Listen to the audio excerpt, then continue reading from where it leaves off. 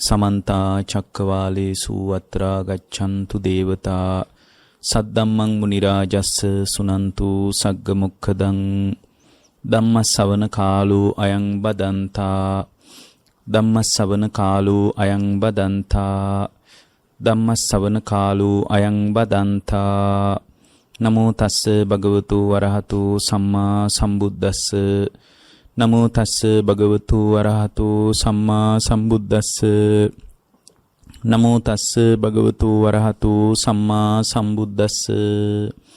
ඒ අපගේ ශාස්ත්‍රූ සම්මා සම්බුදුරජාණන් වහන්සේට අපගේ নমස්කාරය වේවා. පින්වත්නි, බුදුරජාණන් වහන්සේගේ බුදුමුවින් වදාළ අසිරිමත් ශ්‍රී සද්ධර්මය බුදුන් වහන්සේ අපට මතු කළේ අපි ඉදිරියේ තියෙන, අපි අතර තියෙන බරපතලම අරබුදය සමනය කර ගැනීම පිණිසයි. අපි අතර තියෙන බරපතලම අරබුදය තමයි මේ ඉපදෙමින් මැරෙමින් යන සාංශාරික ගමනට අපට සංයෝග වී සිටින්නට සිද්ධ වීම. ඉපදෙමින් මැරෙමින් යන දීර්ඝ ගමනකයි අපි නැවතිලා ඉන්නේ. මේ ගමනට නිශ්චිත හැඩයක්, ස්වභාවයක්, ආකෘතියක් අපට පනවා ගන්න පුළුවන් කමක් නැහැ. හේතුව විටක තිරිසන් ලෝකයේ, විටක പ്രേත ලෝකයේ ආදී නොඑක් තැන්වලට වැටෙමින් එන සංසාර ගමනකයි අපි නැවතිලා ඉන්නේ. ඒ නිසා බුදුරජාණන් වහන්සේගේ පණිවිඩය තුලින්, බුද්ධ දේශනාව තුලින් තම තමන්ගේ సంతానගත ජීවිතය ගලපා ගන්නට උත්සාහ කරන පිරිසකට ක්‍රමානුකූලව මේ ධර්මය තම තමන්ගේ ජීවිතවලට ගලපා ගන්නටයි තියෙන්නේ. ඒ වෙනුවෙන් අභ්‍යන්තරික නිවීමක් පිණිස බුදුදහම පැහැදිලි කරන යෝජනාවලියත් එක්ක අපට එකතු වෙන්නයි තියෙන්නේ. ඒ යෝජනාවලිය අතිශය සුන්දර වැඩපිළිවෙලක්. අතිශය චමත්කාරජනක වැඩපිළිවෙලක්. දැන් බුදුරජාණන් වහන්සේ අපට පැහැදිලි කොට වදාලා විඥානං අනිදස්සනං අනන්තං සබ්බතෝ පබං. අර්බුදේ ලිහෙන විදිය. එත්ත ආපෝච පඨවි තේජෝ වායෝ නගහදති. එත්ත දීගංච රස්සංච අනුං තූලං සුභා සුභං. එත්ත නාමංච රූපංච අසේසං උපරුජ්ජති. විඥානස්ස නිරෝධේන එතේන උපරුජ්ජති. එතකොට දැන් මේ කාරණේ ඇස්සේ අපිට තියෙනවා මොකක්ද බුදුදහමේ පැහැදිලි කරන ගැඹුරු නිවීම, සදාතනික සුවපත් වීම. ඒ සුවපත් වීමට පෙර ආතුව අපි දැනගන්න ඕන සාංශාරික අරුබුදය කොහොමද හැදෙන්නේ කියලා. සාංශාරික අරුබුදය සකස් වෙන්නේ විඥානේ නැවත නැවත පිහිටීම පදනම් කරගෙනයි. විඥානය නිරුද්ධ කරන්න, විඥානයේ අනිදස්සන භාවයට පත් කරන්න, අපපතිට්ඨිත භාවයට පත් කරගන්න බැරිවීම පදනම් කරගෙන විඥානය නැවත නැවත පිහිටනවා. ඒ නැවත නැවත පිහිටන එකම තමයි ගැටලුව. නැවත නැවත පිහිටන එකම තමයි අරුබුදය. නැවත නැවත විඥානයේ පිහිටන්නේ නැත්නම් අරුබුදය සමනය වෙනවා. විඥානං අනිදස්සනං අනන්තං සබ්බතෝ පබං. විඥානයේ අනිදස්සන භාවයේ පමනවන්නේ තෘෂ්ණාව ප්‍රහීන වීම පදනම් කරගෙනයි. තෘෂ්ණාව ප්‍රහීන වීමෙන් අන්තර්හිත වූ සියලු ආකාරයෙන් ප්‍රඥාවෙන් ආලෝකමත් වෙනවා. තෘෂ්ණාවෙන් ප්‍රහීන වුණාට පස්සේ ඒ විඥානං අනිදස්සනං අනන්තං සබ්බතෝ පබං. ਸਰවාකාරයෙන්ම ප්‍රඥාවෙන් ආලෝකමත් වුණාම ඒ බඳු විඥානයක් ඇද්ද? කාගේද ඒ විඥානය? ඒ විඥානේ රහතන් වහන්සේගේ. ඒ කියන්නේ රහතන් වහන්සේගේ විඥානයක් ඇද්ද?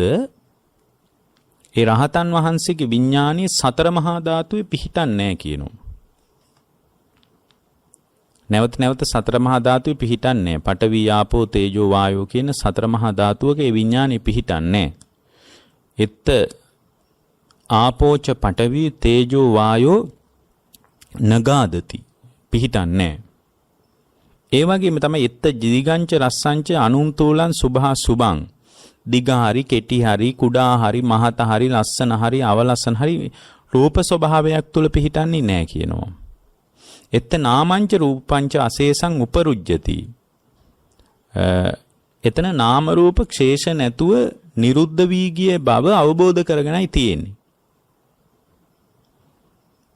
ඒ නිසා විඥානේ නිරුද්ධ වීමෙන් නැවත කිසිවක් එතනට පැමිණෙන්නේ නැහැ. විඥානස්ස නිරෝධේන එත්තේන උපරුජ්ජති. එhmenan අපි බුදුදහම එක එක විදිහට පරිහරණය කරන්නේ එක එක විදිහට අපි මේ ධර්මයේ පරිහරණය කරන්නේ විඥානේ නිරුද්ධ කිරීම පිණිසයි. එතකොට විඥානේ නිරුද්ධ කිරීමෙන් සියලු දේවල් වල නිරෝධයයි සාක්ෂාත් කරන්නේ. මොකද විඥානේ නැවත නැවත පිහිටපු නිසා තමයි ජාති ජරා මරණ ශෝක පරිදේව දුක්ඛ දෝමනස් උපායාස ආදී නොයෙක් දුක්ඛ ස්කන්ධයන් පැනවෙන්නේ. ඒ නිසා අපි මේ ධර්මය එක එක ක්‍රමයට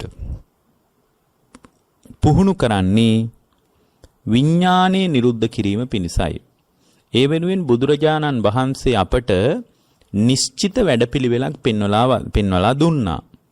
ඒ නිශ්චිත වැඩපිළිවෙලත් එක්ක අපිට එකතු වුණොත්, ඒ නිශ්චිත වැඩපිළිවෙලත් එක්ක අපට සංයෝග වෙන්න පුළුවන් වුණොත්, ඒ නිශ්චිත වැඩපිළිවෙල තුල අපට ක්‍රමානුකූලව දායාද වෙන්න පුළුවන් වුණොත්, බුදුදහමේ මුඛ්‍ය ඉලක්කය වෙච්ච ප්‍රමුඛ කාරණේ වෙච්ච ආධ්‍යාත්මික ප්‍රවේශයට අපිට එකතු වෙන්න පුළුවන්. ඒ බඳු ආධ්‍යාත්මික ප්‍රවේශයකට එකතු වීම පිණිස අපි තුල සකස් විය යුතු චින්තන ධාරාව, අපි තුල ගොඩනැගිය යුතු ආධ්‍යාත්මික ප්‍රවේශය, අපි තුල සකස් විය යුතු ගුණධර්ම බුදුරජාණන් වහන්සේ අපට ඊටාම මැනවින් පැහැදිලි කළා. මොකක්ද? අපි තුල පවතින අනුසය සම්පූර්ණයෙන්ම අයින් කරලා දාන එක. එතකොට මේ අනුසය අයින් කරලා දාපු තැනක නැවත අර මුලින් කියපු සතර මහා ධාතුවේ විඥානේ පිහිටන් නැතුව නිරුද්ධ කරන්න පුළුවන්. මේ අනුසය කියන ඒවා හිත තුල පවතින විදිහත්, අනුසය ගලවලා දාන විදිහත් බුදුරජාණන් වහන්සේ අපට ඊටාම මැනවින් පැහැදිලි කළා. එතකොට අනුසය අයින් කරලා දාලා ජීවිතාවබෝධයේ පැත්තට Tamanගේ ජීවිතේ විවෘත කර ගැනීම පිණිස තමයි අපි ක්‍රමානුකූලව ධර්මයේ දියුණු කළ යුතු වන්නේ. ඒ බඳු ධර්මයක් දියුණු කරන ශ්‍රාවකයෙකුට තමයි සදාතනික නිවීමක්, සදාතනික සුවපත් භාවයක් අත්දකින්න ලැබෙන්නේ. බුදුරජාණන් වහන්සේ අපට අනුදැන වදාලා මේක අජ්ජත් බහිද්ද වශයෙන් ඇතුළටද එළියටද විදර්ශනා කරන ශ්‍රාවකයෙකුට තමයි ආශ්‍රවයන් ක්ෂය කරලා අමා නිවනට Tamanගේ හිත පත් කර ගැනීම පිණිස අවකාශය ලැබෙන්නේ කියලා. ඔකට ලස්සන සූත්‍රයක් තියෙනවා අංගුත්තර නිකායේ දසක නිපාතේ චේතෝ සමතලාභී සූත්‍රය කියලා. එතකොට චේතෝ සමතලාභී සූත්‍රයේ තියෙනවා එක බුදුරජාණන් වහන්සේ සවැත් නුවර ජේතවනාරාමේදී වදාළ දේශනාවක්. සවැත් නුවර ජේතවනාරාමේ බුදුරජාණන් වහන්සේ වැඩ ඉන්නකොට බුදුරජාණන් වහන්සේ භික්ෂු සංඝයා අමතා පැහැදිලි කරපු ඊටාම විශිෂ්ට ගණී පැහැදිලි කිරීමක් මේ තුල තියෙනවා. සවැත් නුවර ජේතවනාරාමේ වැඩ ඉන්නකොට භික්ෂු සංඝයා අමතලා බුදුරජාණන් වහන්සේ මතක් කරනවා නෝචේ භික්කවේ භික්ඛු පරචිත්ත පරියාය කුසලෝ හෝති අත සචිත්ත පරියා කුසලෝ භවිස්සති ඒවංච හිවෝ භික්ඛවේ සික්ඛිතබ්බං. පින්වත් මහණෙනි, අනුන්ගේ සිත් දකින්න දක්ෂ නොවේයි නම් තමන්ගේ සිත දකින්නත් දක්ෂ, ඒ කියන්නේ අනුන්ගේ සිත දකින්න දක්ෂ නොවේයි නම් තමන්ගේ සිත දකින්න දක්ෂ වන්නෙමි කියලා හිතන භික්ෂුවක් කොහොමද හික්මෙන්න ඕන? ඒ කියන්නේ එයාට පින්වත්නි තමන්ගේ හිත දකින්න දක්ෂතාවයේ තියෙනවා. නමුත් බාහිරට මේ தત્ත්වය අත්දකින්න උත්සාහයක් නැහැ. නමුත් අජ්ජත් බහිද්ද වශයෙන් දෙපැත්තටම මේ යථාර්ථය දකින්න ඕන. මම වගේම බාහිර සවිඥානික ස්වභාවයෙන් පවතින සියලු දෙනාගේද යථාර්ථය ස්කන්ධයන්ගේ ඇතිවීමක් නැතිවීමක් පමණමයි. එතකොට මේක පොදු සාධකයක් විදියට අපි දකින්න ඕන. ඒකම තමයි ඇතුළටත් විදර්ශනා කරනවා එළියටත් විදර්ශනා කරනවා කියලා අපි කතා කරන්නේ. බුදුරජාණන් වහන්සේ මතක් කළා දැන් Tamanගේ හිත දකින්න දක්ෂ භික්ෂුවක් ඉන්නවා. එයා Tamanගේ හිත දකින්න දක්ෂයි. හැබැයි ඒ Tamanගේ හිත දකින්න දක්ෂ වෙන භික්ෂුව විසින් කොහොමද ලෝකය දකින්න ඕන? කොහොමද හික්මෙන්න ඕන? බුද්ධ ශාසනය මොකක්ද? දැන් Tamanගේ හිත දකින්න දක්ෂයි කියන්නේ යට යෝනිසෝ මනසිකාරයේ තියෙනවා.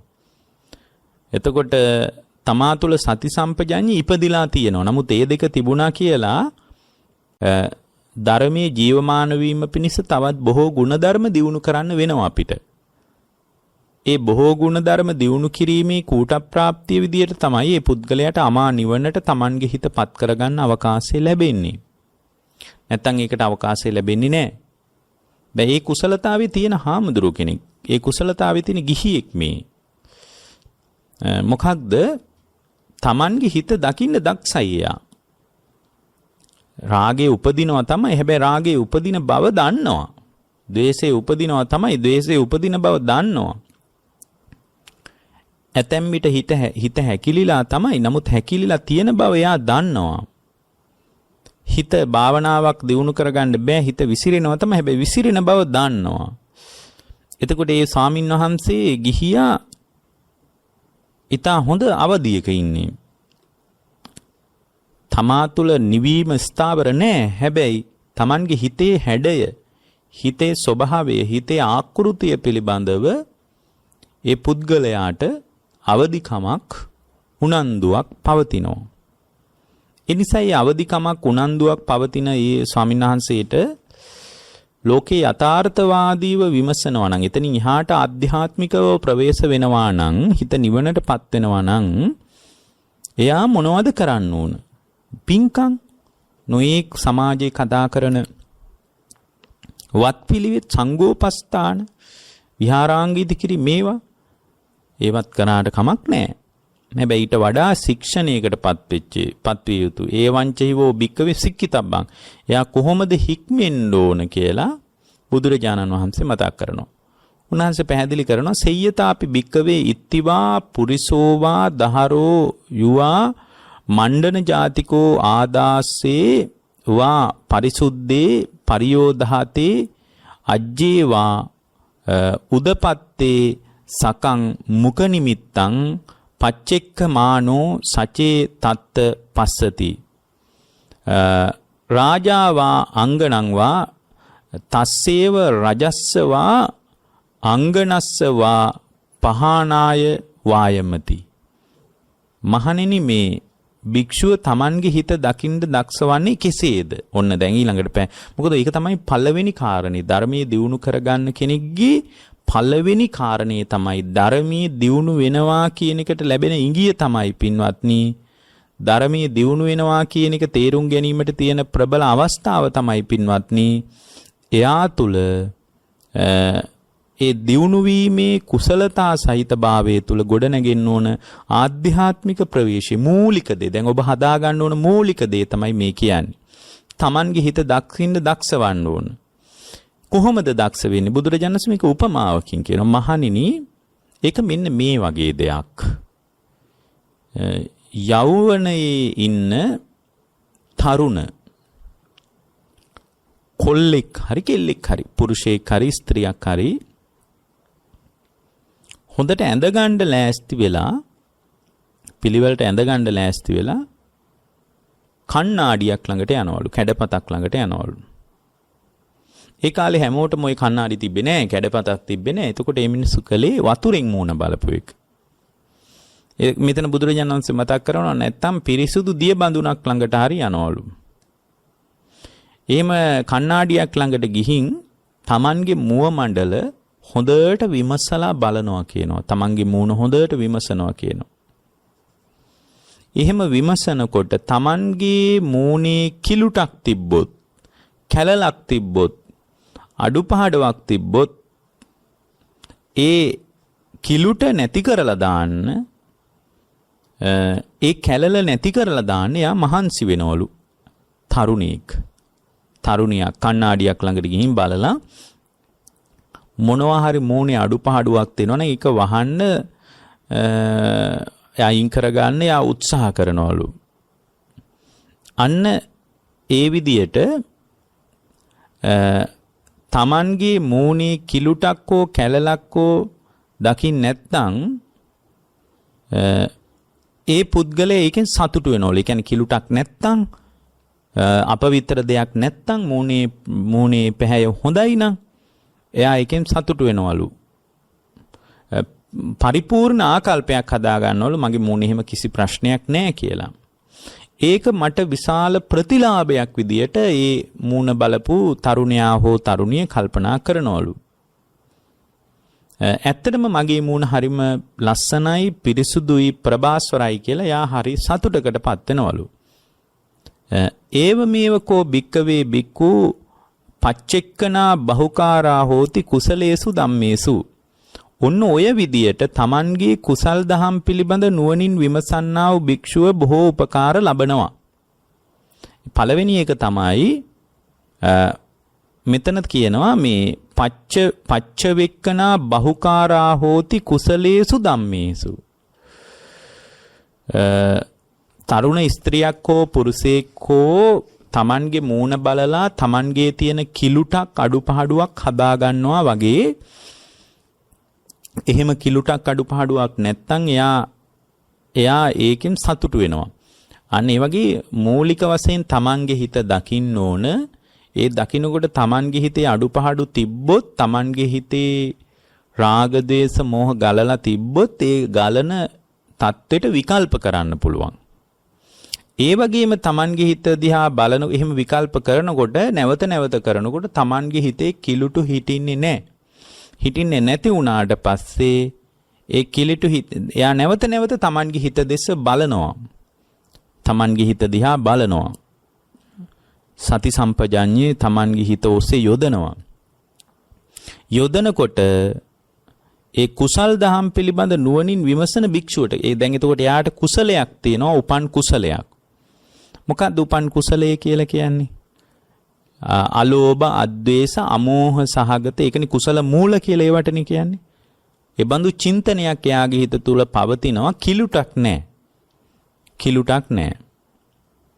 එතකොට අලෝභී සහගත බවක්. මොකද එයාගේ හිත දෙස බලනකොට එයාගේ හිතේ අඩුපහඩු තිබ්බාම එයාට ඒ මොහොතේ ඒවා නැති කරගන්න පුළුවන්. නමුත් නැවත හිත බලනකොට අර කණ්ණාඩියෙන් බලලා Tamanගේ තිබ්බ අඩුපහඩු ටික වහගත්ත තරුණියක් වගේ නැවත යාගේ හිත දෙසම බලනකොට මේක තමයි බුදුදහමේ ප්‍රායෝගික වැඩපිළිවෙල. බලනකොට යාට පේනවා මේ මගේ හිත දැන් නම් බොහොම පිරිසුදුයි. මොකද රාග දේශ මොහ ඇති වෙනකොට ඒවා අයින් කරගන්න යා තුල විධිමත් වැඩපිළිවෙලකුත් තියෙනවා. ඒවා අයින් කර ගැනීම පිණිස යම්කිසි ඒ මොහොතේ ඇති වෙනකොට මේ බඳු තත්වයක් ඇති වුණා නේද කියලා අවදිකමක් ඒ ශ්‍රාවකයාට තියෙනවා. ඒවා අයින් කරලා සහ මුලින් අයින් කරලා අනුසය ධර්මයන් ගලවලා දාන්න ඍජු පිළිවෙතකට තවම බැහැගෙන නැහැ. නමුත් මූලික වශයෙන් බුද්ධ ශ්‍රාවකයා කරන්න ඕන දේ තමයි Tamanගේ හිත නිරන්තරයෙන් විමසමින් වාසය කරන එක. ඒකම තමයි සති සම්පජඤ්ඤේ කෘත්‍ය. එතකොට දැන් යා තුල යම් දියුණුවක් කුසලයක් ඉපදිලා තියෙනවා. මොකක්ද කුසලය? දැන් රාග දේශ මොහ නැති සිතක්, විරාගී වීත දෝෂී වීත මොහි සිතක්, අලෝභ ද්වේෂ අමෝහ පදනම් කරගත්ත සිතක් ඒ තුල තියෙනවා. ඔන්න ඔය විදියට විමසන භික්ෂුවට බුදුරජාණන් වහන්සේ මතක් කරන කුසල් දහම් පිළිබඳව නුවණින් විමසනකොට ඒව මේවකෝ භික්කවේ භික්ඛුනා පච්චවේකනා බහුකාරා හෝති කුසලේසු ධම්මේසු. ඒ කුසලයේ නුවණින් විමසනකොට මෙතන කුසලයේ කිව්වේ මොකද්ද? අලෝභ අද්වේෂ අමෝහ සහගත සිත. රාගයන් නොගලන ස්වභාවය කියන්නේ ප්‍රබල කුසලයක්. ද්වේෂයන් නොගලන සිත කියන්නේ ප්‍රබල කුසලයක්. මෝහයන් නොගලන සිත කියලා කියන්නේ ප්‍රබල කුසලයක්. එතකොට මේ ප්‍රබල කුසලයේ තුල වාසය කරන පුද්ගලයාට බුදුරජාණන් වහන්සේ මතක් කරනවා ඔන්න දැන් ඊළඟට මොකද්ද කරන්න ඕන කියන එක පැහැදිලිව දේශනා කරනවා. බහුකාරා හෝති කුසලේසු ධම්මේසු ලාභීනුකෝ ලාබීනුකෝම්හි අජ්ජත්තං චේතෝ සමතස්ස නනුකෝම්හි ලාබී අජ්ජත්තං චේතෝ සමතස්ස ලාබිනුකෝම්හි අධිපඤ්ඤා ධම්ම විපස්සනාය නානු කෝම්හි ලාබී අධිපඤ්ඤා ධම්ම විපස්සනායාති. එතකොට දැන් යා තුල රාග ද්වේෂ මෝහයන්ගෙන් නිදහස් වෙච්ච කුසල සිතක් තියෙනවා, කුසලයක් ඉපදිලා තියෙනවා. ඒක හොඳ අවස්ථාවක්. ඒ බඳු ආකාරයකට නුවණින් විමස ඉන්න ශ්‍රාවකෙක් මෙහෙම හිතන්න ඕනලු. මම මා තුල චිත්ත සමාධිය ලබා ඇත්තෙක්ද නැද්ද? ඒ කියන්නේ යා විමසන්න ඕන කියනවා තමන්ගේ හිතෙන් දෙවැනි පියවර විදියට මම චිත්ත සමාධිය ලබා තියෙන කෙනෙක්ද, මම චිත්ත සමාධිය ලබලා නැති කෙනෙක්ද තමන් තුලින් විමසන්න ඕන. මම ගැඹුරු නුවණින් යුතු ධර්මයේ විදර්ශනා කිරීමෙන් ලබා සිටින කෙනෙක්ද, ගැඹුරු නුවණින් යුතුව ධර්මයේ විදර්ශනා කිරීමෙන් නොබලා ඉන්න කෙනෙක්ද? ඔන්න ඔය දෙක විමසන්න ඕන කියනවා හිතෙන්. මොකද්ද? මම චිත්ත සමාධිය ලබලාද නැද්ද? ඊළඟට මෙතන කියනවා අධිපඤ්ඤා ධම්ම විපස්සනාය. මම ගැඹුරු නුවණින් යුතුව විදර්ශනා කිරීම කරන කෙනෙක්ද නැද්ද? අන්න එහෙම බලන්න ඕන කියනවා. දැන් යා තුළ උපන් කුසලයේ තුළ ශක්තිමත් දැන් මේ රාග ද්වේෂ මෝහ සහිතවම නෙමෙයි මේ ශ්‍රාවකයා ඉන්නේ. මුලින්ම යා පියවරක් විදියට යෝනිසෝ මනසිකාරයෙන් සති සම්පජඤ්ඤය යොදවමින් තමන්ගේ හිත දෙස බැලුවා. එතකොට ඒ හිතේ අඩුපහඩු තියෙනවා නම් ඒවා අරියට අර මුලින් උදාහරණයකින් කිව්වා කොණ්ණාඩියන් ළඟට ගිහින් කිලුටක් කැලලක් තියෙනවනේ ඒක අයින් කරගන්න වැඩපිළිවෙලක් යොදනවා වගේ තමා දෙස බලාගෙන ඉන්නකොට එයාගේ හිතේ කිලුටක් කැලලක් තිබ්බනම් ඒකත් ඒ මොහොතේම අයින් කරගෙන මේක මට හානි කරයි කියලා කල්පනා කරගෙන හිටියට නිවන හම්බ වෙන්නේ නැහැ. එතකොට යා ඒ බඳු ඒ කියන්නේ රාග දේශ මොහයන් නැති සිත කියලා කියන්නේ පින්වත්නි ප්‍රබල කුසල් සිතක්. ඒ බඳු ප්‍රබල කුසල් සිතකින් එයා විමසන්න ඕන මොකද්ද? සචේ බික්කවේ බික්කු පච්ච එතන ඒ ශ්‍රාවකයා එතකොට විමසනවා මම චිත්ත සමාධිය ලබලාද ඉන්නේ නැද්ද? මම ගැඹුරු නුවණින් යුතු අධිපඤ්ඤා ධම්ම විපස්සනාවෙන් වාසය කරන කෙනෙක්ද? අධිපඤ්ඤා ධම්ම විපස්සනාවෙන් වාසය නොකරන කෙනෙක්ද? ඔන්න ඊළඟ පියවර. එයා කල්පනා කරන්න ඕන කියනවා. එහෙම විමසනකොට සචේ බික්කවේ බික්කු පච්චවෙක්ක මානෝ ඒවං ජානාමි. එතකොට මේ භික්ෂුව දැනගන්නවලු නුවණින් විමසනකොට මෙන්න මෙහෙම දැනගන්නවලු. මම තමා තුළ චිත්ත සමාධිය ලබන සුළු කෙනෙක් වෙමි. එහෙනම් එයා භාවනාවටත් ප්‍රවේශ විය යුතු. ඔන්න ඔතනදී තමයි තමන් හිත වඩන්න ඕන. ඔන්න එයා තමන් තුලින්ම විමසීමක් අද මේ ලෝකයේත් එක්ක නෙමෙයි මේ ප්‍රශ්නේ තියෙන්නේ. ලෝකයේත් එක්ක නෙමෙයි බුදුදහමේ හැදෑරීම තියෙන්නේ. තමන්ගේ හිතත් එක්ක. එයා විමසලා බැලුවා මම අධිපඤ්ඤා ධම්ම විපස්සනාව මට තියෙනවද? චිත්ත සමාධිය තියෙනවද? එතකොට එහෙමනම් එයාට චිත්ත සමාධිය නැහැ කියලා තේරුණොත් එයා චිත්ත සමාධිය දියුණු කරනවා.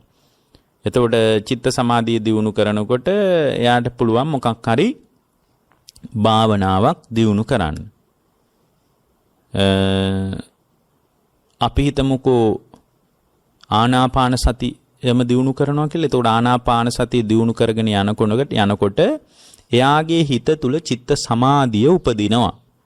එතකොට මේ චිත්ත සමාධිය උපන්නාට පස්සේ මොකක් හරි භාවනාවක් කරගෙන යනකොට එයා තුල යම් කිසි චිත්ත ඒකාග්‍රතාවයක්, සමාහිත භාවයක්, ඒ උපන් කුසල් සිත එකඟ භාවයක් එයා තුල උපදිනවා. ඒ උපන්නට පස්සේ ශ්‍රාවකයා විසින් විමසලා බලන්න ඕන කියනවා. දැන් එතකොට එයාට ඒ කුසලයේ උපන්න. එතකොට එයා ඒ කුසලයේ උපදවාගත්තු ශ්‍රාවකයක් සචේ බික්කවේ බික්කු පච්චවෙක්ක මානෝ ඒවං ජානාමි. ඒ භික්ෂුව තවත් නුවණින් විමසන්න ඕන කියනවා. කොහොමද? ලාභිම්හි අජ්ජත්තං චේතෝ සමතස්ස නලාභී අධිපඤ්ඤා ධම්ම විපස්සනා යාති තේන බික්කවේ බික්කු අජ්ජත්තං චේතෝ සමතෝ පතිට්ඨාය අධිපඤ්ඤා ධම්ම විපස්සනා යෝගෝ කරණීයෝ. එතකොට එයා විමසන්න ඕන කියනවා මම තමා තුළ චිත්ත සමාධිය ලබන සුළු කෙනෙක්. දැන් එයා මොකද එයා හිත වඩනවනේ. හිත වඩාගෙන යනකොට එයාට චිත්ත සමාධිය උපදිනවා. එතකොට එයා දන්නවා මට චිත්ත සමාධියක් උපන්න කියලා. එහෙමනම් ඒ මොහොතේ සිහි නුවණ අවබෝධය දක්වාම පවත්ව ගන්න ඕන. තමාව නිවන කරා පමුණුවන එකම ධර්මයේ තමයි සති සම්පජාඤ්ඤය. එතකොට එයාට පේනවා Tamanගේ හිතේ පවතින අඩුපහඩුව. හැබැයි මට චිත්ත සමාධිය තිබුණට මා තුළ ගැඹුරු ප්‍රඥාවෙන් යුතු ධර්මී විදර්ශනා කිරීම නොලබා සිටින කෙනෙක්. එහෙනම් චිත්ත සමාධිය උපදවාගෙන ඒ උපන් සිතෙන් ගැඹුරු සිතකින් අධිපඤ්ඤා ධම්ම විපස්සනාවේ යොදන්න ඕන කියන එකයි මේ කියන්නේ. එතකොට එයා දැනගන්නවලු මම අධිපඤ්ඤා ධම්ම විපස්සනාවෙන් වාසය කරන කෙනෙක් නෙමෙයි. මට චිත්ත සමාධියක් තියෙනවා. සමහර විට ඒක පළවෙනි ධ්‍යානිය වුණත් වෙන්න පුළුවන්. හැබැයි පළවෙනි ධ්‍යානිය තිබුණත් විතර්ක විචාර ප්‍රීති සුඛ ඒකාග්‍රතාව සහිත පඨම ධ්‍යානයේ කාමයන්ගෙන් වෙන් වෙලා අකුසල් වලින් වෙන් වෙලා Tamanගේ හිත තුල උද්ගත වෙලා තිබුණත් ඒ බඳු උද්ගත වීමක් තුලදී පින්වත්නි ඒ ශ්‍රාවකයා විසින් ඒ ශ්‍රාවක චින්තනීය තුල ගැඹුරු ප්‍රඥාවෙන් යුතුව ධර්මයේ ඒ සමත වශයෙන් ඒ වඩන ශ්‍රාවකයා තුල එයා දැනගන්න ඕන කියනවා මා තුල ගැඹුරු ප්‍රඥාවෙන් යුතු ධර්ම විදර්ශනා කිරීමක් නොලබා සිටින කෙනෙක්. සමාධිය තියෙනවා හැබැයි අධිපඤ්ඤා ධම්ම විපස්සනාව මා තුල නැත්තම් නැති බව තේරුම් ගන්න ඕන. ඒතර බුදුරජාණන් වහන්සේ මතක් කළ මහණෙනි ඒ භික්ෂුව විසින් කළ යුත්තේ තමා තුල ඇති චිත්ත සමාධියේ පිහිටා ගැඹුරු චිත්ත සමාධියේ පිහිටා එකපාර විදර්ශන අධිපඤ්ඤා ධම්ම විපස්සනාවට යන්නේ නැහැ. පළවෙනි ධ්‍යානයටවත් ගිහින් ඒ භික්ෂුව විසින් තමා තුළ චිත්ත සමාධියේ පිහිටා ගැඹුරු ප්‍රඥාවෙන් යුතුව ධර්මී විදර්ශනා කිරීමට උත්සාහ කළ යුතුය. ඒතර අධිපඤ්ඤා ධම්ම විපස්සනාවෙන් අපි තේරුම් ගන්නේ මේ පංචස්කන්ධයේ උදය වැය නාම රූප ධර්මයන්ගේ උදය වැය මේ පංචස්කන්ධ ධර්මයක් ඇති වෙලා නැති වෙලා යන විදිහ ඉදප්පච්චේතා පටිච්ච සමුප්පාදයේ ඇසුරු කරගෙන පංචස්කන්ධ ධර්මයක් නිරතුරුව ඇති වෙමින් නැති වෙමින් යන විදිය අධිපඤ්ඤාවෙන් දකිනවා. ඒ දැකලා ඒක අනිත්‍ය වශයෙන් අනිච්ඡානුපස්සී වශයෙන් අනිච්ඡානුපස්සී විහෙරති විරාගානුපස්සී විහෙරති නිරෝධානුපස්සී විහෙරති පටිනිස්සග්ගානුපස්සී විහෙරති කියලා ආකාර හතරකින් අතීත ස්කන්ධ ලෝකයත් අනාගත ස්කන්ධ ලෝකයත් වර්තමානයේ මේ මොහොතේ තමා තුළ පහළ වෙන ස්කන්ධයනුත් අභ්‍යන්තර ස්කන්ධ ලෝකයත් බාහිර ස්කන්ධ ලෝකයත් කියන පස් තැනකදී අනිච්චානුපස්සී අනිත්‍ය වශයෙන් විරාගානුපස්සී නොඇලිය යුතු වශයෙන් නිරෝධානුපස්සී මේවා නිරුද්ධ වී යන ධර්ම හැටියටත් පටිනිස්සග්ගානුපස්සී මේවා අතහැර දැමිය යුතුයි නිවනට හිතපත් වෙනවා නම් කියලා අධිපඤ්ඤා ධම්ම විපස්සනාව යොදන්න ඕනේ. හැබැයි මෙතන භාග්‍යවතුන් වහන්සේ වදාලා ගැඹුරු ප්‍රඥාවෙන් යුතු ධර්ම විදර්ශනා කිරීමක් නැත්නම් අධිපඤ්ඤා ධම්ම විපස්සනාව නැත්නම් ඒ නැති කෙනා එක තේරුම් අරගෙන චිත්ත සමාධිය තුල පිහිටයි ඒක කරන්න ඕන. අඩුම යටත් පිරිසින් පළවෙනි ධ්‍යානයටවත් එකතු වෙලා නැත්නම් උපචාර සමාධි මට්ටමටවත් එකතු වෙලා තමයි අධිපඤ්ඤා ධම්ම විපස්සනාවට යෙදෙන්නේ. එතකොට එයා තුල උදයබ්බ ඥානය උපදිනවා. උදය වේය දකින්න ඥානිය උපදිනවා. ඒක අධිපඤ්ඤා ධම්ම විපස්සනාවේ ඊට වැදගත් ප්‍රවේශයක්. ඒ විදියටත් විමස ඉන්න කෙනෙක්. දැන් බලන්න ධර්ම මාර්ගයයි බොහොම ලස්සනට පැහැදිලි කරගෙන යන්නේ. මොකක්ද මුලින්ම බුදුරජාණන් වහන්සේ මතක් කරා සචිත්ත පරියාය කුසලෝ භවිස්සාමීති. ඒ කියන්නේ තමාගේ සිත දකින දක්ෂ කෙනෙක් පළවෙන්න ඕන පළවෙනි. ඒකට තමයි සති සම්පජාඤ්ඤයෙන් උදව්ව ගන්නෙ. එතකොට යාට තමා තුළ දකින දක්ෂතාවය තුළ යාට පේනවා Tamanගේ හිතේ කිලුට අඩුපහඩුව. හරියට තරුණියක් කණ්ණාඩියෙන් බලනකොට Tamanගේ කිලුටක් අඩුවක් තියනවා නම් ඒ කිලුට වසා ගැනීම පිණිස ඒ අඩුව වසා ගැනීම පිණිස යා වැඩපිළිවෙලකට අවතීර්ණය වෙනවා. එතකොට ඒ කිලිට අඩුව වසා ගැනීම පිණිස වැඩපිළිවෙලකට ඒ පුද්ගලයා විසින් අවතීර්ණය වුණාට පස්සේ ඒ බඳු අවතීර්ණීය වීමක් තියෙන ශ්‍රාවකයා විසින් ඊළඟ පියවර තුල යා යා එහෙම දකින්නකොට අර කිලුට අඩු වෙන්න පටන් ගන්නවා. ඒක තමයි ස්වභාවය. වෙනදා වගේ අර රාග ද්වේෂ මෝහයන් ගලාගෙන ඉන වේගය උද්වේගය අඩු වෙන්න පටන් ගන්නවා. රාගය ඇති වෙනවම නෙමෙයි. එතකොට යා දැනගන්නවා දැන් රාග ද්වේෂ මෝහ වලින් නිදහස් වුණු සිතක් තියෙනවා. ඒක සදාතනික නිදහසක් නෙමෙයි. ඒ මොහොතේ රාග ද්වේෂ මෝහයන්ගේ ගැලීම අඩුවක් එයාට පේන්න පටන් ගන්නවා. ඒක ඊටා හොඳ කුසලයක්. දැන් අලෝභ ද්වේෂ අමෝහ කියන්නේ කුසල් මූල. ඒවා ඉපදිලා තියෙනවා හිත තුළ. ඒවා හැබැයි ස්ථාවර තත්වයක් නෙවෙයි උපන්නාම ඒවා උපන් බවත් එයා දැනගන්නවා. ඒ උපන් බව දැනගෙන එයා බලනවා දැන් මේක මේ බඳු සිතකින් මං කවරක්ද කරන්න ඕන. අලෝභ අද්වේෂ සමෝහ කියන කුසල් සිතක් ඉපදිලා තිනවා. මේ බඳු කුසල් සිතකින් මං කවරක්ද කරන්න ඕන.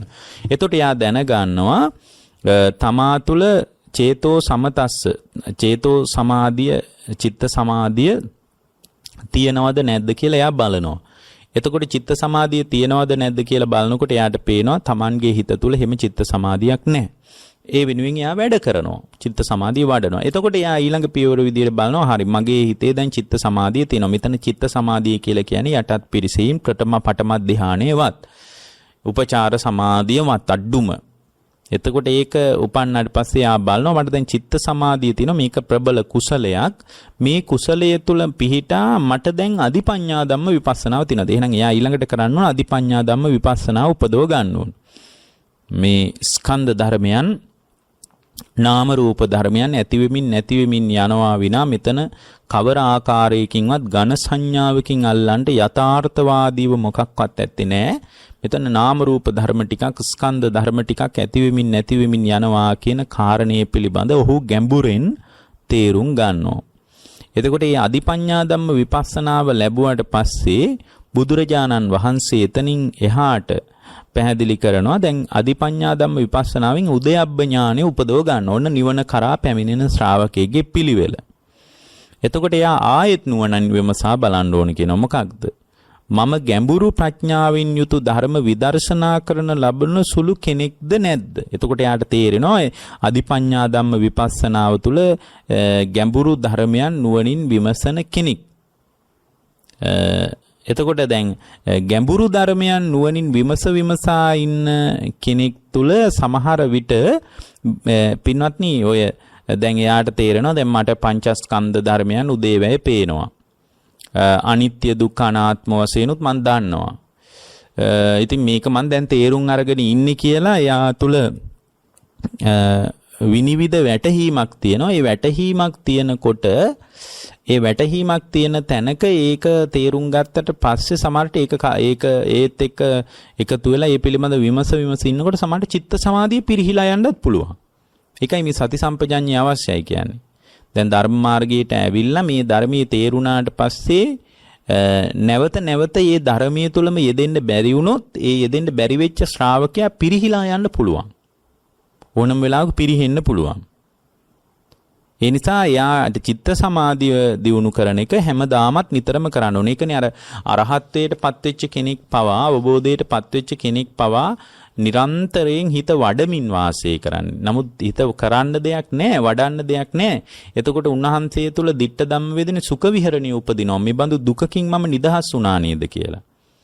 දැන් මෙතන අධිපඤ්ඤා ධම්ම විපස්සනාවෙන් නුවණින් කල්පනා කරන කෙනෙකුට ගැඹුරු ප්‍රඥාවෙන් යුතු ධර්මයේ විදර්ශනා කරන සුළු කෙනෙක් යා නුවණින් විමසනවා. ඒ විමසද්දී පින්වත්නි නැවත සමාධියෙන් උදව්ව ගන්න ඕන කියනවා. සමතෙන් අනුග්‍රහය ගන්න ඕන කියනවා. එතකොට අර විදර්ශනාව පැත්තම සමහර අය කියනෝනේ අපි විදර්ශනාව විතරයි කරන්නේ. ඒ කාලේ මෛත්‍රිය වැඩුවා. ඒ කාලේ ආනාපාන සතිය වැඩුවා. ඒ කාලේ බුද්ධානුස්සතිය වැඩුවා. දැන් නම් ආඳුරණේ ඒවා කරන්නේ. දැන් විදර්ශනාව පැත්තේ මේ විපස්සනාවනි මම කරන්නේ කියලා කියනවා. නමුත් බුදුරජාණන් වහන්සේ මෙතන මතක් කරනවා ඉඳින් මහණෙනි මේ භික්ෂුව නුවණින් විමසන කල්හි මෙසේ දැනගන්නවලු කොහොමද මම ගැඹුරු ප්‍රඥාවෙන් යුතු ධර්මයේ විදර්ශනා කරන කෙනෙක් දැන්. එතකොට එයා තමන්ගේ හිත දිහා බලනකොට එයාට තේරෙනවා එනමුත් මා තුල චිත්ත සමාධිය නොලබා සිටින කෙනෙක්. දැන් චිත්ත සමාධිය එන්න පිරිහෙන්න පුළුවන්. ඇයි ඒක නැවත භාවිතා කරන්න ඕන.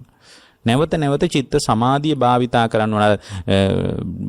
ප්‍රඥාවෙන් දැනගත යුතු ධර්ම දැනගත්ත දැම්මට කරන්න දෙයක් නැහැ කියලා පැත්තකට වෙන්න නරකයි. නැවත චිත්ත සමාධිය යෙදෙන්න ඕන. එතකොට මේ භික්ෂුවට ගැඹුරු ප්‍රඥාවෙන් යුතු ධර්මයේ විදර්ශනා කරනකොට තමා තුළ චිත්ත සමාධිය ලැබීමට උත්සාහ කරනකොට අධිපඤ්ඤා ධම්ම විපස්සනාව තුළම මේ ශ්‍රාවකයා තහවුරු වෙනවා. චිත්ත සමාධිය තුළද තහවුරු වෙනවා. ඒ කියන්නේ සමත විපස්සනා ආදී වශයෙන් මේ දෙපැත්තම සමානුපාතිකව එක දිගට එක පෙළට දියුණු කරගෙන යන්න ඕන. නැත්නම් ප්‍රඥාව පැත්ත විතරක් බලාගෙන ඉන්න ශ්‍රාවකයෙක් එකෙන් පිරිහිලා යන්න පුළුවන්. මොකද මේ හිත හරියටම වැඩ කරන විදිහ බුදු කෙනෙක් හැර සාමාන්‍ය ලෝකයේ කෙනෙකුට මේ කතාව තේරෙන්නේ නැහැ.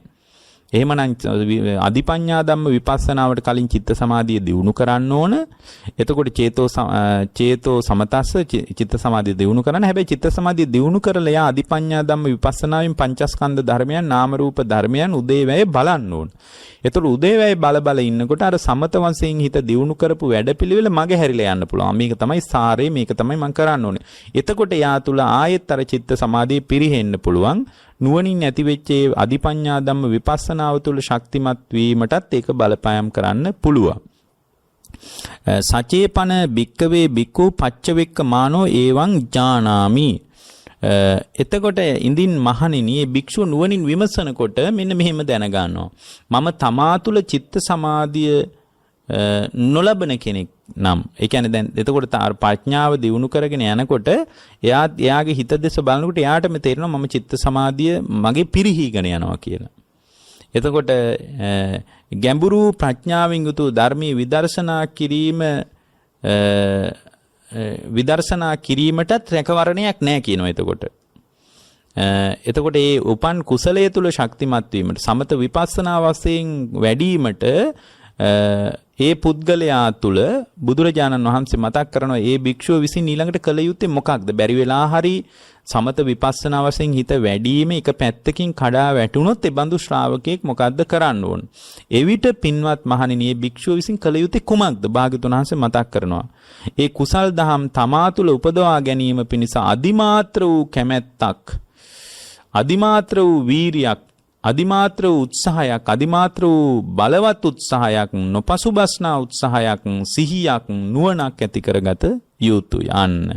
එතකොට ඒ බඳු තත්වයක් තුල දියුණු කරගන්න ඕන ගුණධර්ම සමූහයක් මෙතන පැහැදිලි කරනවා. මොකක්ද?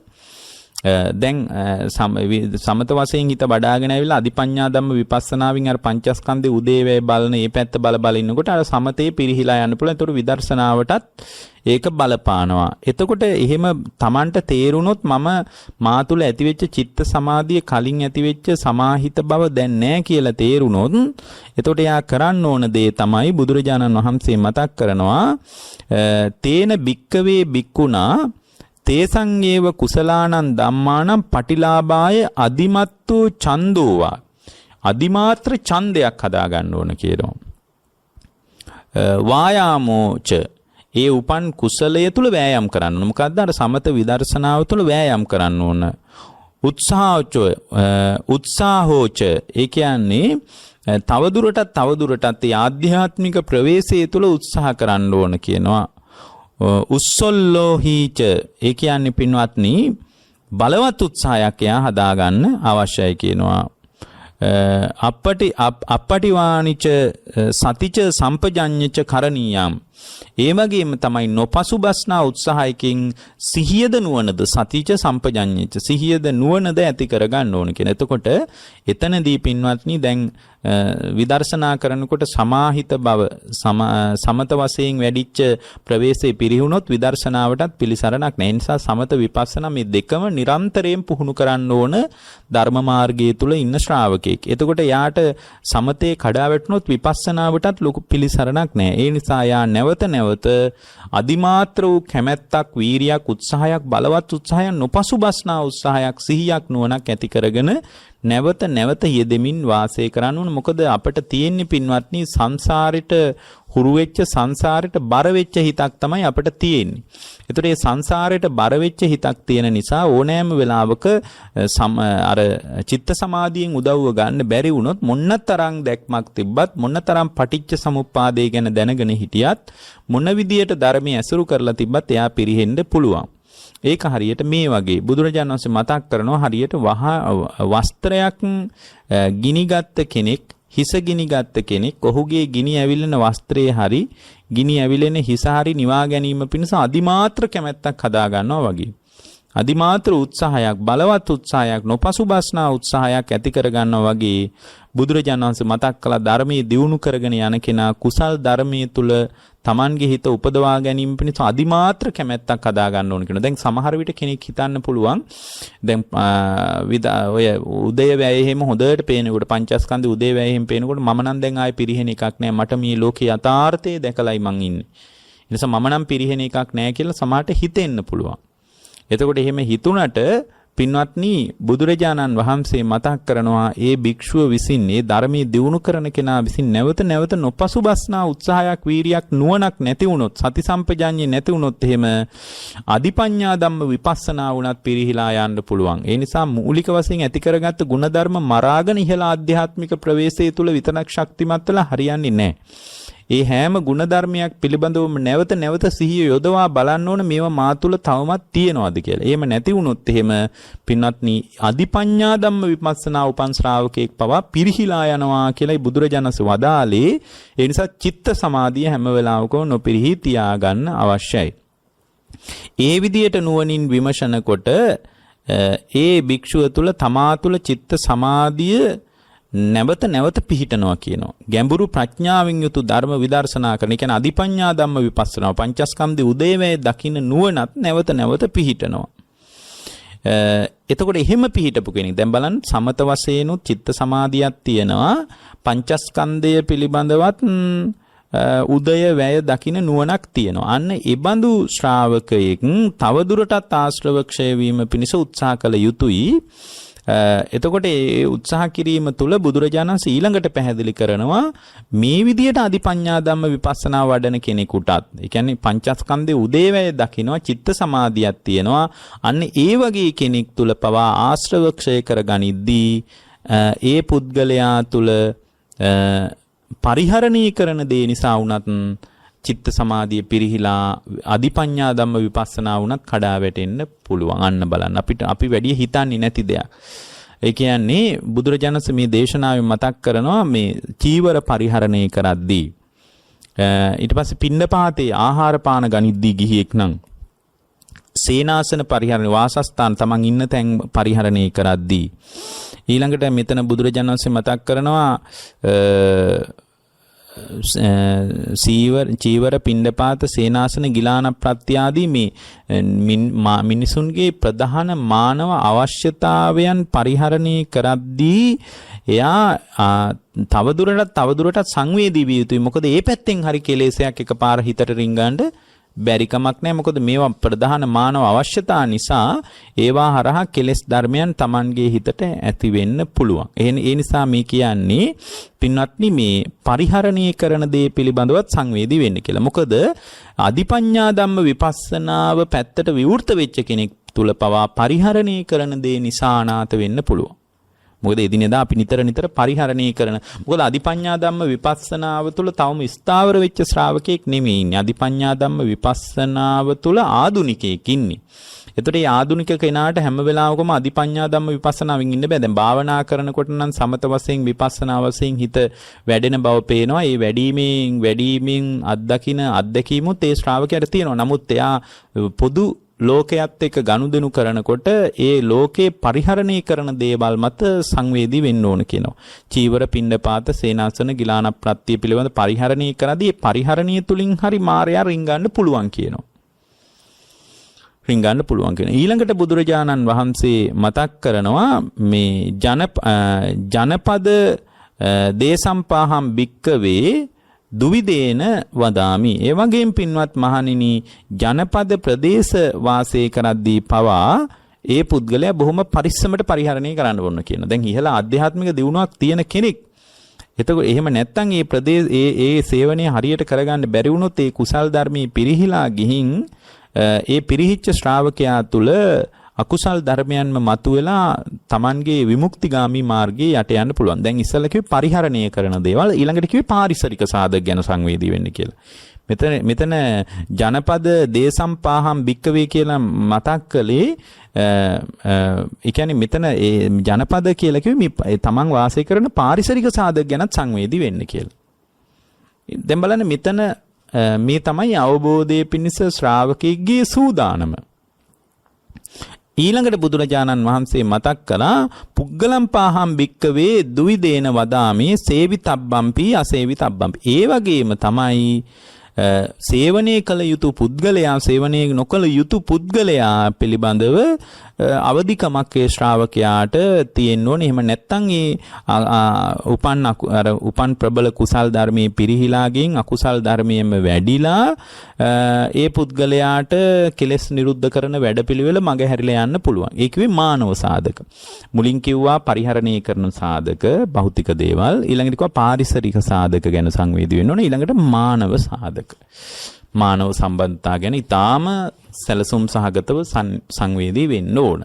එතකොට අන්න ඒ කාරණා ටිකත් සකස් වුණොත් එහෙම ඒ කාරණා සකස් වෙච්ච තැනක බුදුරජාණන් වහන්සේ මතක් කරනවා ඒ බඳු ශ්‍රාවකෙක් තුළ අවබෝධය තහවුරු වෙන්න පටන් ගන්නවා කියලා. දැන් බලන්න එහෙමනම් විදර්ශනාව පැත්තට බර වෙච්ච සිතක් පවා පරිහරණය කරන දේවල් පාරිසරික සාධක මානව සාධක පදනම් කරගෙන නිවන් මාර්ගයෙන් බැහැර වෙන්න පුළුවන්කමක් තියෙනවා. දැන් එහෙමනම් මෙන්න මේ කාරණා ගැන අපි අවධානයෙන් ඉන්න අවශ්‍යයි. ඒ තමයි දැන් මේත් එක්කම මේ ශ්‍රාවකයා ධර්ම මාර්ගයට එන්නේ පටිච්ච සමුප්පන්න ධර්මයේ දැකලා. ඒතර පටිච්ච සමුප්පන්න ධර්මයේ දැකපු ශ්‍රාවකයෙක් එයා තුල තමන්ගේ සිහිය තමන්ගේ පැත්තේ තියාගත්තට පස්සේ තමන්ගේ හිතේ පවතින කෙලෙස් එයාට පේන්න පටන් ගන්නවා. එතකොට මේ තමන්ගේ හිතේ දැන් ඕනෝක තමයි අපි මේ දේශනාව පුරාවට කිව්වේ. තමන්ගේ හිතේ කෙලෙස් පේන්න පටන් ගන්නවා. රාග දේශ මොහයන් තමන්ගේ හිතේ තියෙන බව පේන්න පටන් ගන්නවා. හැබැයි රාග දේශ මොහයන් තියෙන බව දැනගන්න එක ඉතා ප්‍රබල කුසල් සිතක්. එතනිනුයි අපිට පටන් ගන්න තියෙන්නේ. ධර්මයේ හොඳට අහලා පටිච්ච සමුප්පාදේ, පංචස්කන්ධය, සලායතන, නාම රූප මේවා ගැන හොඳට ඉගෙනගෙන මූලික වශයෙන් ඔබට අමාරු දෙයක් නෑ. ඔබේ හිත දෙස බලාගෙන ඉන්නයි ඔබට තියෙන්නේ. ඔබේ හිත දෙස ඔබට කාලයක් බලාගෙන ඉන්නකොට ඔබේ හිතේ රාග දේශ මෝහ ඇති වෙන ආකාරයත්, රාග දේශ මෝහයන් ගලාගෙන එන ස්වභාවයත්, රාග දේශ මෝහයන් පදනම් කරගෙන තමන් රාග දේශ මෝහයන්ගෙන් බැටකන ආකාරයත් තමන්ටම දැක ගන්න පුළුවන්. එහෙම දැකගත්ත ශ්‍රාවකෙක් රාග දේශ මෝහයන් පදනම් කරගත්ත වැඩපිළිවෙලක ඉන්න ශ්‍රාවකෙක් එකෙන් නිදහස් විය යුතුයි. මොකද රාගයේ පදනම් කරගෙන මට ලොකු යහපතක් වෙන්නේ නැහැ. ඒ නිසා මේකෙන් නිදහස් වෙන්න ඕන කියලා ඒ විදිහට බලාගෙන ඉන්නකොට එයාට පුළුවන් මේ කිලුට වහ ගන්න. හරියට ඒක උපමාවකින් කිව්ව කණ්ණාඩියකින් බලලා කැලල අපවිත්‍ර දේ අයින් කරලා පිරිසුදු කරගන්න තරුණියක් වගේ තමන්ගේ හිත දිහා බලාගෙන ඉන්න. එතකොට එහෙම බලාගෙන ඉන්නකොට යාට කිලුට පේනවා. ඒ කිලුට අයින් කරගත්තාට පස්සේ මූලික වශයෙන් හිත කලින්ට වඩා පිරිසුදුයි. සමහර තැන්වල රාගය ගලන්නෙම නැති, දේශේ ගලන්නෙම නැති අවස්ථා තියෙනවා. එතකොට ඒ බඳු සිතක් තියෙන ශ්‍රාවකෙක් Tamanගේ හිත විමසන්න ඕන. දැන් මේ උපන් කුසලයට මැරෙන්න දෙන්න එපා. හේතුව උපන් කුසලයක් තියෙනවා. මොකද්ද? රාග ද්වේෂ මෝහයන් නැති සිතක් ඉපදිලා තියෙනවා. ඒ සිත තමයි ප්‍රබලම කුසලය. එතකොට ඒ කුසලය තුලින් බලන්න ඕන මම චිත්ත සමාධිය තියෙන කෙනෙක්ද නැති කෙනෙක්ද? එතකොට යාට තේරෙනවා මට තුල චිත්ත සමාධිය නැහැ. නැත්තම් මම ඒක දියුණු කරගන්න ඕන. අන්න එතකොට පින්වත්නි ඔය බුද්ධානුස්සති, මෛත්‍රිය, අසුභය, මරණ සතිය වැනි භාවනාවලින් චිත්ත සමාධිය උපදවා ගැනීම පිණිස යාට ප්‍රවේශ වෙන්න පුළුවන්. කායානුපස්සනාවට අයිති භාවනා ක්‍රමයක් දියුණු කරන්න පුළුවන්. මෛත්‍රී වැනි භාවනාවක් පුහුණු කරන්න පුළුවන්. එතකොට යා බලනවා මට දැන් චිත්ත සමාධිය තියෙනවා, මට අධිපඤ්ඤා ධම්ම විපස්සනාව තියෙනවද කියලා බලනවා. එතකොට විපස්සනාව තියෙනවද කියලා බලනකොට විපස්සනාව නැත්තම් එයා අධිපඤ්ඤා ධම්ම දැන් අර චිත්ත සමාධිය තුලින් ඒක අත්දකින්න. චිත්ත සමාධිය උපදවාගෙනයි අත්දකින්න. නැතුව විදර්ශනාව පැත්තට එකපාරේ ඉන්නේ නැහැ. චිත්ත සමාධිය උපදවාගත් ශ්‍රාවකෙක් අධිපඤ්ඤා ධම්ම විපස්සනාවෙන් පංචස්කන්ධයේ උදේවැය නාම රූප ධර්මයන්ගේ ඇතිවීම නැතිවීම අධිපඤ්ඤාවෙන් දකිනවා. අධිප්‍රඥාවෙන් දකිනවා. එතකොට යාට මෙතන පටිච්ච සමුප්පාදයේ පිළිබඳ ඉදප්පච්චේතා පටිච්ච සමුප්පාදයේ පිළිබඳ ඉතින් මෙතනදී නුවණක් අවශ්‍යයි. ඒ නිසා පටිච්ච සමුප්පාදය හොඳට ඉගෙනගෙන තියෙන්න ඕන. මොකද අධිපඤ්ඤා ධම්ම විපස්සනා වෙනුයි මෙයා මෙතන බලන්නේ. ඒක අධිපඤ්ඤා ධම්ම විපස්සනායෙන් බලනකොට තේරෙනවා මේ සලායතනයන් පරිහරණය කරන හැම මොහොතකම පංචස්කන්ධ ධර්මයන්ගේ ඇතිවීමක් නැතිවීමක් විනා මම අත්දකින්න ලෝකයක් හෝ මගේ කියලා ග්‍රහණය කරගන්න පුළුවන් ලෝකයක් නෑ. ඒවා ඔක්කොම මං හිතෙන් හදාගත්ත හිතලුවක් කියලා ඒ ශ්‍රාවකයා දකින්න පටන් ගන්නවා. ඒ දැක්ම තුල අධිපඤ්ඤා ධම්ම විපස්සනාව තුල උදයබ්බ ඥානය, උදේවැය දකින්න ඥානයක් එයා තුල උපදිනවා. ඒකට උදව් කළේ අධිපඤ්ඤා ධම්ම විපස්සනාව. එතකොට යා පංචස්කන්ධයේ අනිච්චානුපස්සීව, විරාගානුපස්සීව, නිරෝධානුපස්සීව, පටිනිස්සග්ගානුපස්සීව, අතීතයේද අනාගතයේද වර්තමානයේද අජ්ජත් බහිද්ද කියන පස් තැනකදී බලනවා. එහෙම බලමින් වාසය කරනවා. ඒකම බලමින් වාසය කරන එක කර හිටියොත් තවම මෙයාගේ හිත නිකලෙස් වෙලා නැහැ. එහෙම කර කර ඉන්නකොට දැන් හරි මට දැන් යමක් තේරෙනවා කියලා ඒකෙන් උද්දාමයටපත් වෙලා සමහරට මාන්නී විතරක් ඉතුරුලා චිත්ත සමාධියත් පිරෙහෙන්න පුළුවන්. ඒ නිසා නැවත නැවත තමා චිත්ත සමාධිය තුල පිහිටා ඉන්නවද කියලා ඊළඟට බලන්න කියනවා. ඒ කියන්නේ අධිපඤ්ඤා ධම්ම විපස්සනාවෙන් බලන ගමන් චිත්ත සමාධිය තියෙනවද කියලා බලන්න කියනවා. તો චිත්ත සමාධිය පිරිහිලවා නම් එයා නැවත නැවත අර මුලින් කරපු මූලික චිත්ත සමාධිය දියුණු කරන ප්‍රායෝගික වැඩපිළිවෙලත් එක්ක තමයි අධිපඤ්ඤා ධම්ම විපස්සනාව බලන්න වඩන්න ඕන. එතකොට මේ දෙපැත්ත මේ ශ්‍රාවකයා තුල වැඩෙනවා. දෙපැත්තම වැඩිලා නැත්තම් බුදුරජාණන් වහන්සේ මෙතනදී අපට ඊටාම මනවින් පැහැදිලි කළා. එතනදී ඒ ශ්‍රාවකයා විසින් නැවත නැවත ඒ කුසල් දහම උපදවා ගැනීම පිණිස අදිමාත්‍ර කැමැත්තක්, වීරියක්, සමහර ජීවිතේ පවා අත්හැරලා දාලා ධර්මයේ කෙරෙහි වීරිය කරන්න උත්සාහයක්, බලවත් උත්සාහයක් මෙතන කියනවා. නොපසුබස්නා උත්සාහයක්, සිහියත් නුවණත් කියන කාරණා මත පිහිටලා මේ නෑ මෙතනමයි නිවීම තියෙන, මේක කොහොම හරි උපදව ගන්න ඕන කියලා හිතාගෙන ඒක දියුණු කරගෙන යනකොට එතනදී තවත් එක පැත්තකින් අපි නොහිතන පැත්තකින් මේ ශ්‍රාවකයා බැට ගන්න පුළුවන් කියනවා. ඒ තමයි පරිහරණය කරන දේවල්. සිව්පස පරිහරණය නිසා මායя රින්ගන්න පුළුවන් කියනවා. මොකද මේ පරිහරණය අපි තුල නිරන්තරයෙන් සිද්ධ වෙනවනේ. ඒ ගැන සංවේදී වෙලා ඒවා හරහත් අකුසල් ධර්මයන් රින්ගන්න නොදී ප්‍රතිවේක්ෂණා කරමින් ඒ සිව්පසේ පරිහරණය කරන්න ඕන. ගිහියෙක් නම් ඇඳුම් පැළඳුම් ආහාර පාන බෙහෙත් තේත් මේ ඉන්න හිටින තැන් ඒවා පරිහරණය කරද්දී සමාට අකුසල් පිරිච්ච අයත් එක්ක තමයි අපිට ගෙවල් වල ඉන්න වෙන්නේ. ඒ අයත් එක්කත් ගැටෙන්නේ නැතුව ඒවා නිසා අපි නොහිතන විදියට අකුසල් මෝරලා අර කියන සමතයත් අධිපඤ්ඤා ධම්ම විපස්සනාවත් වෙනසෙන්න පුළුවන්. ඒ නිසා පරිහරණය කරන දේවල් පිළිබඳව සිහිය නුවණ උපදව ගන්නවා. ඊළඟට මෙතන මතක් කළා බුදුරජාණන් වහන්සේ මේ ජනපද දේසම්පාහම් භික්කවේ දිවිදේනං වදාමි සේවිතම්පි අසේවිතම්පි. සේවනයේ කළ යුතු, සේවනයේ නොකළ යුතු ජනපද, මෙතන කතාවේ කෙටියෙන් අපි කිව්වොත් පාරිසරික සාධක ගැනත් සංවේදී වෙනවා. ඊළඟට කිව්වා පුග්ගලම් පාහම් භික්කවේ දිවිදේන වදාමි සේවිතම්පි අසේවිතම්පි. මානව සාධක ඇසුරු කරන අය ගැනත් සංවේදී වෙන්නේ. මොකද නැත්නම් ඒ අය හරි අකුසලේ රින්ගන්න පුළුවන්, මායя රින්ගන්න පුළුවන්. ඔන්න ඔය කාරණා මත ශක්තිමත් වෙලා ඉදිරියට යනකොට ඒ අර කියන අධිපඤ්ඤා ධම්ම විපස්සනාව නැවත නැවත යෙදෙනකොට ඒ නැවත නැවත යෙදෙන ශ්‍රාවකයාගේ හිත තුල තමයි ශූන්‍යතාවය මතුවෙන්නේ. ඒ බඳු ශූන්‍යතාවයකින් හිත නිවනටපත් කරගන්න පුළුවන්. ඒ බඳු නිවනටපත් කර ගැනීමේ පිළිවෙත තමයි අද ඊටාම සරලව ඔබට පැහැදිලි කළේ. ඔබ හැම දිනාටම මේ දේශනාව ජීවිතාවබෝධයේ ධර්මාවබෝධයේ පිණිස උපකාර වේවා කියලා අපි අදිෂ්ඨාන කරනවා. දේශනාවේ දායකත්වයේ ඇමරිකාවේ විසෙන ආනන්ද යාපා බණ්ඩාර